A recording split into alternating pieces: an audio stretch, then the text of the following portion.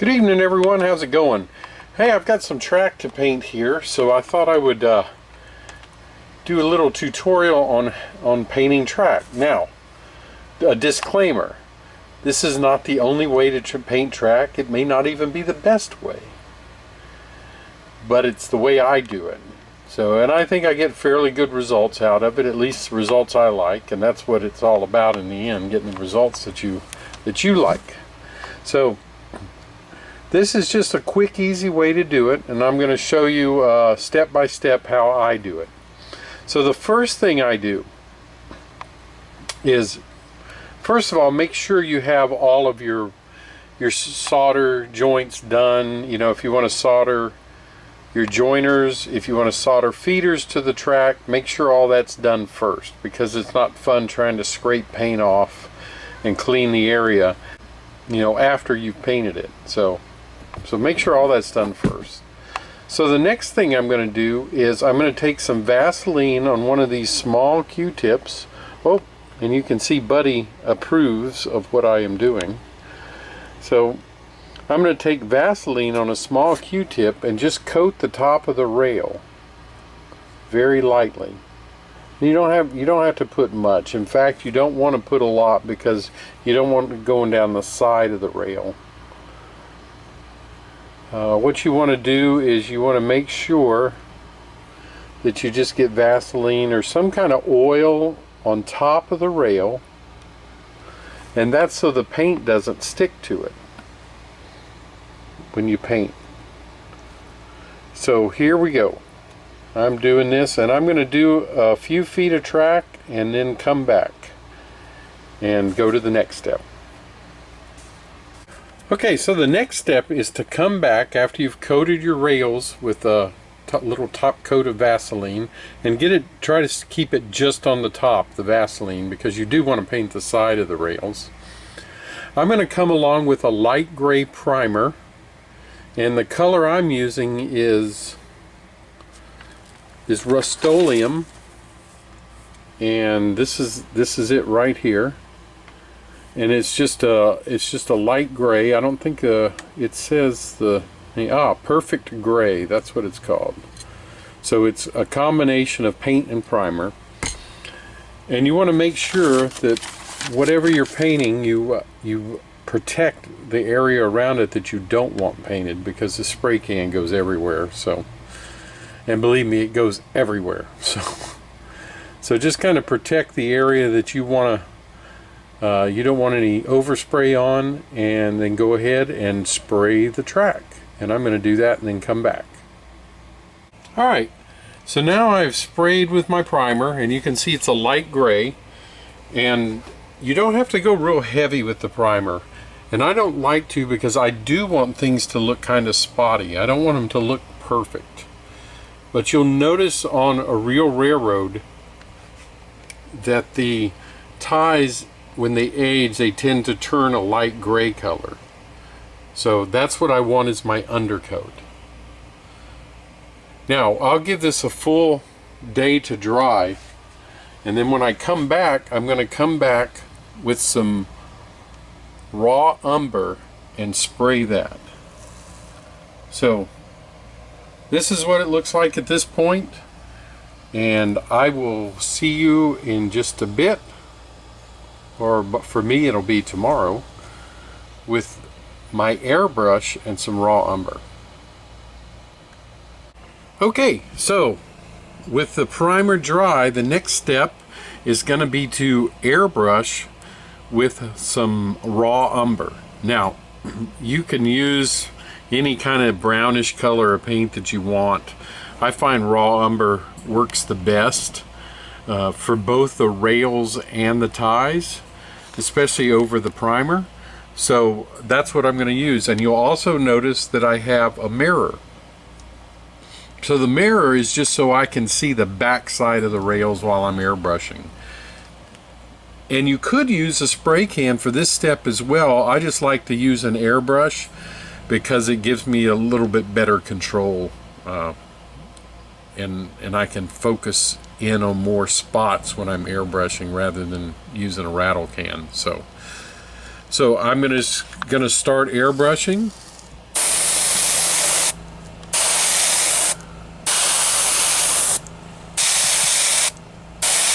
and then I will be back as soon as I'm done. Okay, so just a little technique to show you what I'm doing is I'm coming in on the rails with my airbrush. Fairly heavy.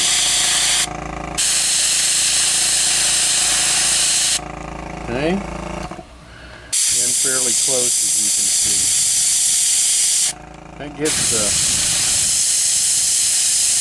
rails a nice darker brown. So you can see that as I go along. Again, heavy on the rails and concentrating only on the rails at first.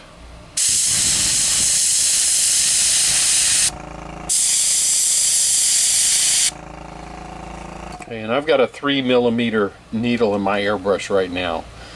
Okay, now I'm getting overspray on the ties, but remember the ties have been primed a light gray. So rail ties are usually, when they're creosoted and fresh, they're black, and when they're get older, they get kind of a grayish, maybe with a little tint of brown in it, but just more gray than anything. So as you can see, those ties are still have that hint of gray. So I'm just going to come back over the ties higher. You see how much higher I am above the ties, and just sporadically hit them. So I don't cover them completely. I'm just kind of sporadically hitting the ties. That leaves a little hint of that gray showing through, like they're worn. And you can do that the length of the track that you're doing. You can just what I'm doing is I'm shaking the airbrush back and forth so I don't cover completely. And so now you can see my ties have that hint of gray coming through them, and the rails are a lot darker. So that's the effect I'm going for. Alright, so let me finish up all this section of track that I have, and then we'll go on a little further. Okay, just to review a little bit what we did in this step. Remember, we go along the rails very close with a nice heavy coat. And sometimes you might have to do 2 coats. Make sure you have good solid coverage on those rails. Alright, and then when you've done that for the rails, you're going to come back a lot higher, maybe about 4 or 5 inches high, and spray back and forth on the ties. Okay, because you can see here how I have a lot of variation in my tie color. Okay, I've got some tan, some grayish, light brown, just a lot of variation in there. So that's why I'm not coming back real heavy and hitting the ties. I'm just, like I said, 4 or 5 inches above them with my raw umber. Okay, here's the next step. The next step is putting a little powder on the rails. So I have some weathering powder. It's made by Monroe Models, and this is medium rust, and that's the color I like to use, is medium rust. So all I do is take a flat tip brush and I brush it along where the tie plates are and along the edge of the rail, and that's it. It's just as simple as that. Now you think that this might not do much, but once it sets in with the clear coat, it's about as perfect as it can be. So if you get a little bit too much on the ties, you can just take your finger and do that. But I try to do the back side as well. You don't have to do the back side, but if I ever have a GoPro or something like that, I want to make sure all of my rail is done and I probably will never have a GoPro. Maybe one day after I quit buying all my train stuff, I can buy more cameras. But all I do is, like I said, I just take this flat tip brush and just rub it on the right where the tie plates would be. So you're going to get a little more and a little less where you go, and that's fine. You want the variation. And once again, if there's too much on the ties, just rub your finger along it. Just like that. That just takes it off the tie and leaves it on the tie plates and the rail. So let's continue to do this, and I will be back with the next step once I finish this. Okay, with this done, the next step will be to clear coat it. So I've already cleaned off my rails once. So when I clear coat it, I'm going to clean them again. You know, after about 30 minutes. I don't want to give it time to cure. So you can see the rust powder and how it works. So it won't be quite as stark as that once I ballast the track, because a lot of the rust powder you're seeing is down in between the ties, and you won't be seeing that. So right now I'm going to take a clear coat, and I'm just using testers, and it's flat, of course. You can use a lacquer or enamel clear coat, it doesn't matter which. You can probably even use an acrylic clear coat. I'm just using, on metal I like to use the enamel, and lacquer I like to use solvent-based paints. So that's just my preference. So I'm going to spray the clear coat, and then the next step will be ballasting. And then after I ballast, I'm going to come back with one more weathering piece. So stay tuned for that. Alright everybody, here is the last step now. Now I've got my track ballasted. I'm not going to do a ballasting video because there are just so many of those on YouTube, and there's a lot of good ways to ballast. So you can watch one of those videos and it'll explain how to do that. I will caution you on one thing though, if you haven't already ballasted. So in the HO scale world, the fine ballast from Woodland Scenics is about the size of ballast in real life. So if you do an HO scale, you want to use the fine ballast, or if you order from Scenic Express, there you want to order the number 30. So the number 30 ballast or the fine ballast from Woodland Scenics is the correct size. Now I also do a mix. I don't use one straight color. I do a mix of several colors to get the effect I want. So, and you can do that as well. If you're doing N scale, you want to go down to the number 50 ballast that is available from Scenic Express. So just keep those in mind.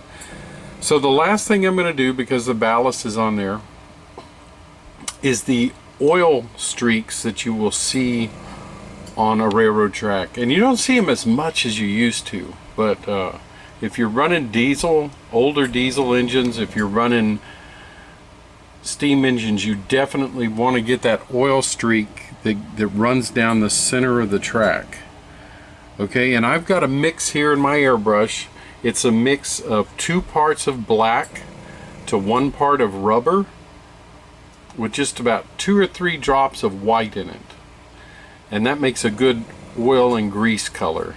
So it'll look black once you spray it on the track, but it's not exactly black, which is another thing you're going for. There's almost nothing in nature that is black, just a pure black. It just doesn't exist for the most part.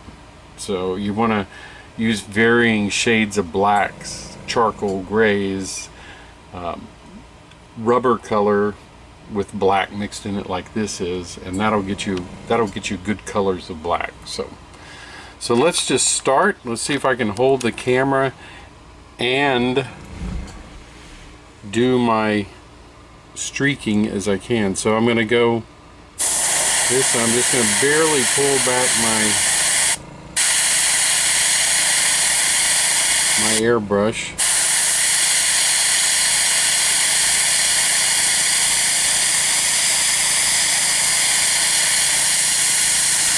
There we go. And I'm going to get. So you can see, I don't want this to be a heavy effect. I want this to be very subtle. I'm going to get as close as I can with my airbrush. You just want the center of the track.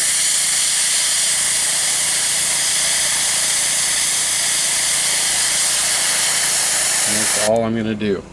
Okay, now let me do this and I'll come back and show you.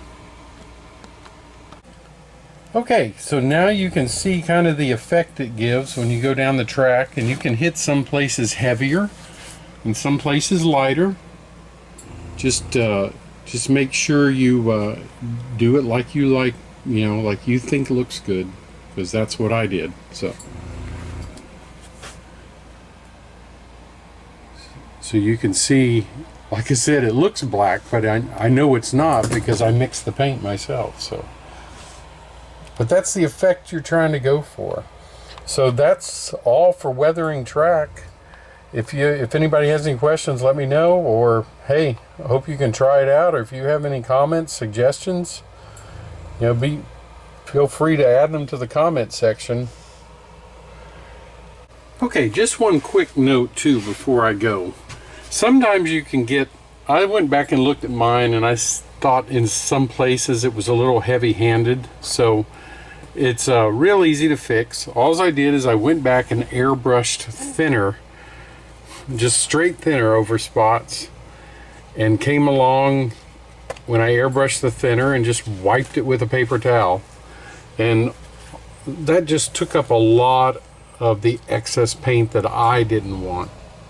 So really easy. If you do, like I said, if you do get a little heavy-handed, just go back and airbrush some thinner, and then just wipe it with a paper towel, or you can even run your finger along the track there as well. Alright, just thought I'd give you that little tip, because we all make mistakes when we're doing stuff, especially me. Thanks a lot. Everybody have a good evening.